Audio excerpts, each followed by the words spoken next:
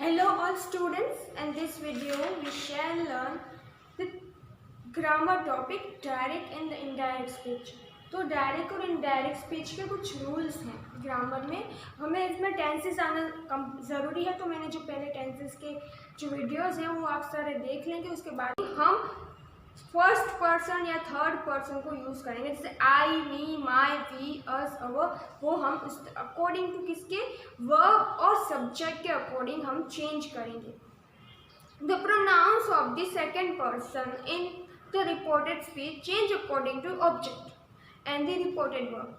देखिए reported verb में जो है वो सब में आता है, यानी कि अगर आप फर्स्ट पर्सन को कैसे चेंज करेंगे according to subject and the reporting verb, यानी और फिर दूसरा है कि प्रोनाउंसिएशन जब सेकंड पर्सन का आप कर रहे हो यू, योर, योरसेल्फ, तो आप रिपोर्टिंग स्पीच में क्या चेंज करोगे अकॉर्डिंग टू ऑब्जेक्ट, कि आपका ऑब्जेक्ट क्या है और आपका रिपोर्टेड वर्ब क्या है, उसके अकॉर्डिंग आप थर्ड पर्सन में चेंज करोगे। And the pronunciation of the third person do not change. पर अगर प्रोनाउंसिएशन यू है, योर है, तो वो चेंज नहीं होगा। पर सेकंड पर्सन में अगर आप यूज़ कर रहे हो तो चेंज होगा, पर थर्ड पर्सन है, हिम, हर है, वो चेंज नहीं होगा।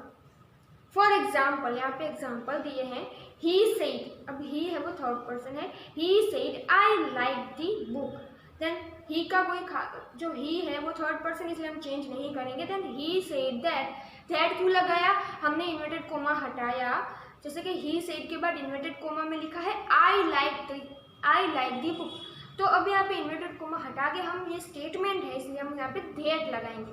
Then he said that he liked the book. अब यहाँ पे आई है वो क्या है, फर्स्ट पर्सन है। अब जब हम इसको इनडायरेक्ट स्पीच में कन्वर्ट करते हैं डायरेक्ट को, तो तब वहाँ पे हम आई की जगह क्या लगेंगे, ही, बिकॉज वी नो कि ये सेंटेंस कौन बोल रहा है। और हम जब इनडायरेक्ट स्पीच में कन्वर्ट करते हैं तो हम उसके बारे में बात कर रहे हैं कि ही लाइक द बुक, इसीलिए हमने वहाँ पे थर्ड पर्सन चेंज किया है फर्स्ट पर्सन को। He said to me do you like the book, he asked to me. अब यहाँ पे क्वेश्चन उसने किया है, इसलिए हम क्वेश्चन जब भी इनडायरेक्ट स्पीच में हम पूछते हैं, तब रिपोर्टिंग स्पीच में अगर हमें क्वेश्चन पूछा है तो क्या लगेगा, ऑलवेज इफ, और वेदर आप लगा सकते हो। जनरली इफ ही ज़्यादातर यूज़ होता है।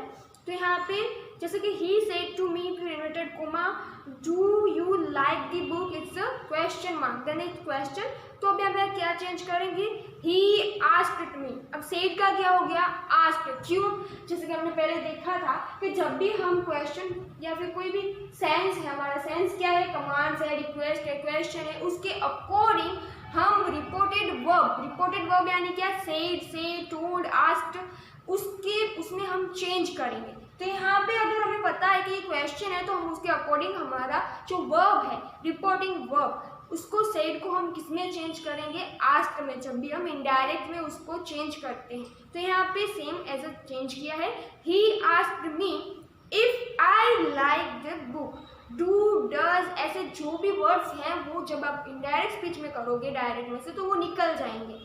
अब यहाँ पे हमने डायरेक्ट का इनडायरेक्ट कैसे किया है, जैसे ही asked if I like the book. I यहाँ पे क्यों लिखा है, क्योंकि वो हमें ही पूछ रहा है कि आपको पसंद है बुक। तो हम जब भी इनडायरेक्ट स्पीच में कन्वर्ट करेंगे इसको, तो हम पूरा सेंस नहीं चेंज करना है हमें। हमारा जो मेन जहाँ पे हमने चेंज करना है वो है हमारा, एक तो थर्ड पर्सन या फर्स्ट पर्सन, उससे उस तरह से चेंज करना है। हमारा जो रिपोर्टेड वर्ब है उसको चेंज करना है, इन्वर्टेड कोमा निकाल के that if according to sense लगाना है, और टेंसेस में चेंज करना है। तो यहाँ पे वही पूछा है, he asked me if I liked. अब लाइक का होगा लाइक्ड, यानी कि वर्ब चेंज हो गया। फर्स्ट जो है लाइक का क्या हुआ, V2 यहाँ पे लगाया है, लाइक दी बुक। अब यहाँ पे तीसरा भी एक एग्जाम्पल दिया है, he said he like the book, he said that he like the book. जो पहले था वैसा ही, यहाँ पे ही said that he like the book, he said that he like the book. इसका कोई चेंज खास होगा नहीं, क्योंकि यहाँ पे थर्ड पर्सन ऑलरेडी दिया गया है ही। यहाँ पे सारे मैंने जो आपको बताए थे कि rules of changing and pronunciation, यहाँ पे सारे के एग्जाम्पल दिए गए हैं जो मैंने आपको बताए थे। तो सारे जो हैं आपको और भी इसके एग्जाम्पल जो हैं आप एक्सरसाइज में से कर सकते हो, जिससे आपके जो रूल्स ऑफ चेंजिंग प्रोनाउंसिएशन है, प्रोनाउंस है, उसको आप अच्छे से जो है समझ पाओगे। आगे है change in word expression, nearness, time and auxiliaries etcetera. जब भी हम इनडायरेक्ट स्पीच में कोई भी सेंटेंस को चेंज करते हैं तब हम उसमें एक्सप्रेशंस चेंज करना चाहते हैं, जैसे नियरनेस है, टाइम है या फिर ऑक्सिलरीज है। तो यहाँ पे कुछ रूल्स दिए गए हैं उसके अकॉर्डिंग कि हम क्या क्या चेंज करेंगे जब हम इनडायरेक्ट स्पीच में डायरेक्ट स्पीच को कन्वर्ट करेंगे। देन दिस का चेंज होगा दैट में, देयर का चेंज होगा दोज में, नाउ का चेंज होगा देन में, हियर का चेंज होगा देयर, टुडे का चेंज होगा दैट डे, टुमारो का चेंज होगा द नेक्स्ट डे, यस्टरडे का द चेंज होगा the previous day, last night का चेंज होगा द प्रीवियस नाइट, कैन का चेंज होगा कुड, मे का माइट, शैल का शुड, विल का वुड। अगो अगर कोई डायरेक्ट सेंटेंस में आता है और आपको उसको इनडायरेक्ट सेंटेंस में अगर आप कन्वर्ट करते हो तो अगो की जगह बिफोर लिखा जाएगा, जस्ट का देन लिखा जाएगा, कम का वो, एंड दस का सो। तो अब तक हमने जो भी किया उसको एक और बार रिपीट कर लेते हैं ताकि आपको अगर कोई कंफ्यूजन भी हो या कहीं ना समझ में आया हो तो आप फिर से उसको क्लियर करें। देखिए मैंने जैसे बताया डायरेक्ट इनडायरेक्ट हम generally statement, commands, request and question के लिए, तो ये सारे सेंसेस है उसको अप्लाई करते हैं हम डायरेक्ट इनडायरेक्ट पढ़ सकते हैं और उसको समझ सकते हैं। तो ये सारे जो कमांड्स है, रिक्वेस्ट है, क्वेश्चन है, स्टेटमेंट है, एक्सप्रेशन है, सेंस है, उसके अकॉर्डिंग हम डायरेक्ट और इनडायरेक्ट चेंज करते हैं। तो ये word spoken by the person can be reported into two ways, direct and indirect. अब कोई भी व्यक्ति बोलता है कुछ भी तो उसको या तो डायरेक्ट होता है बोलता है या फिर इनडायरेक्टली बोलता है।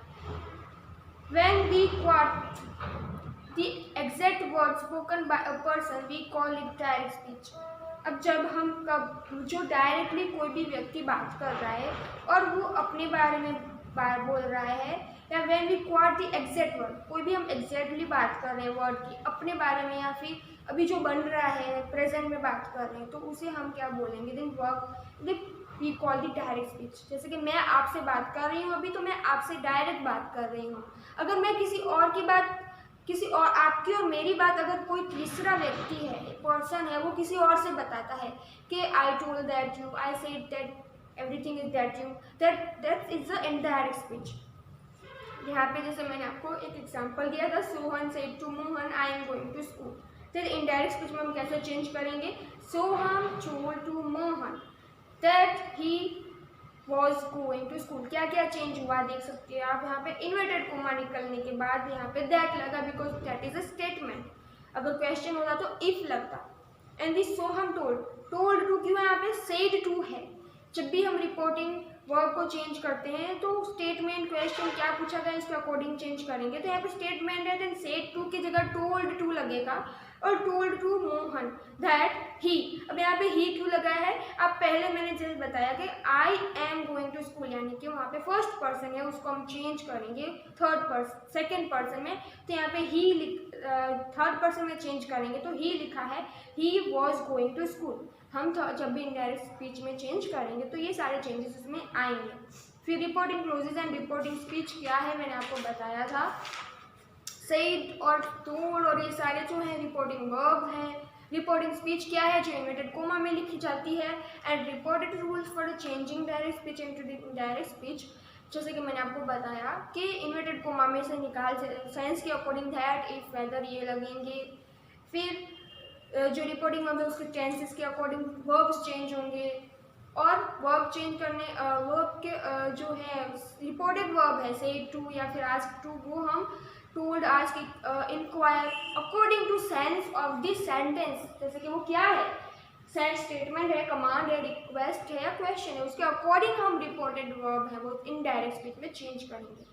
फिर रूल्स फॉर चेंजिंग प्रोनाउंस मैंने आपको बताया कि प्रोनाउंस में क्या चेंज होंगे कि फर्स्ट पर्सन होगा तो हम उसको reporting verb according to subject और अकॉर्डिंग टू रिपोर्टिंग वर्ब हम चेंज करेंगे। और प्रोनाउंस में क्या, सेकंड पर्सन अगर जब होगा तो उसमें हम ऑब्जेक्ट को ध्यान में रख के चेंज करेंगे और रिपोर्टिंग वर्ब को ध्यान में रख के चेंज करेंगे। पर जब थर्ड पर्सन हमें इनडायरेक्ट स्पीच में ऑलरेडी दिया है तो हम कोई चेंज नहीं करेंगे, थर्ड पर्सन का थर्ड पर्सन ही रखेंगे। Change you change in words expression at the time and auxiliary, तो मैंने near next time and auxiliary के जो सारे बताए थे, दिस दैट नाउ का क्या क्या चेंज होगा उसी के अकॉर्डिंग ही चेंज होगा। वो पूरा जो लिस्ट है आपको कोई भी ग्रामर बुक में मिल जाएगा और आप उसको उसके अकॉर्डिंग आपकी बुक में लिख सकते हो, उसको याद भी कर सकते हो, क्योंकि ये सारे जब भी आप इनडायरेक्ट स्पीच के कोई सेंटेंस आप इनडायरेक्ट में चेंज करोगे डायरेक्ट में से इनडायरेक्ट, तब आपको ये याद रख के ही करने पड़ेंगे। सो आप you have to remind this all things whenever you are solve this direct and indirect exercises। तो आपको ये सारे एक्सरसाइज भी सॉल्व करने हैं घर पे बैठ के, जिससे आपको पता और ज़्यादा क्लियर हो कि इनडायरेक्ट डायरेक्ट में से इनडायरेक्ट कैसे करते हैं सेंटेंस को, क्या क्या चेंजेस होते हैं, कैसे होते हैं। जितनी आप एक्सरसाइज सॉल्व करोगे उसके अकॉर्डिंग ही आपको पता चलेगा कि इस तरह से अलग अलग वे से हम उसमें चेंज कर सकते हैं। अब आगे इसमें और भी बहुत सारे चेंजेस हैं, टेंसेस के या फिर स्टेटमेंट इन डायरेक्ट स्पीच, फिर रिक्वेस्ट के और बाद में